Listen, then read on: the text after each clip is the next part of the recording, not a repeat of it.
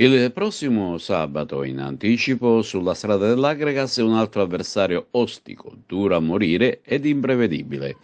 Si tratta del Castellammare che nella gara di andata, giocando all'Esseneto, ha mostrato gli artigli, riuscendo ad imporre un pari che ancora grida vendetta.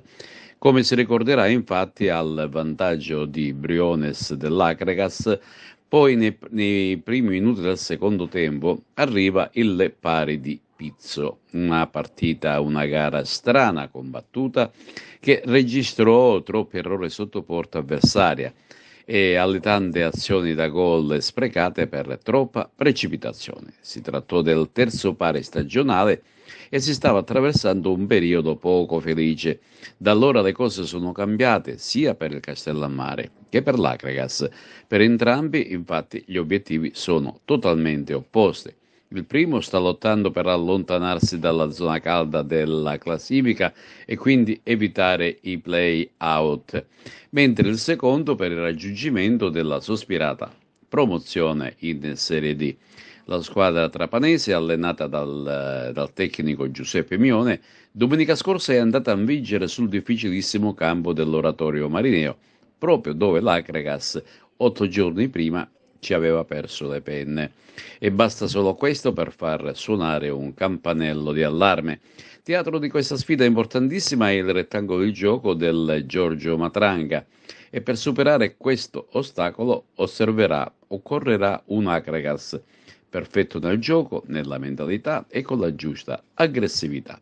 Attualmente la classifica generale dice che il Castellammare ha 24 punti, conseguenza di 6 vittorie, 6 pareggi e 12 sconfitte.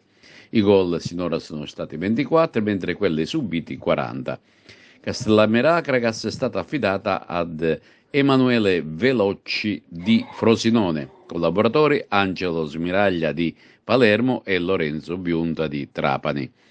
Domenica invece si gioca il derbissimo Enna-Nissa, che è una partita molto ma molto sentita. Questo scontro purtroppo dovrà giocarsi a porte chiuse. Il prefetto di Enna si legge in una nota: alla luce dei gravi episodi di violenza di cui si è resa protagonista anche la tifoseria ennese, in occasione dell'incontro di calcio disputato a Caltanissetta lo scorso 13 novembre, ha disposto che la partita di calcio Enna-Nissa, prevista per domenica 12 marzo allo stadio Gaeta, si svolga in assenza di spettatori.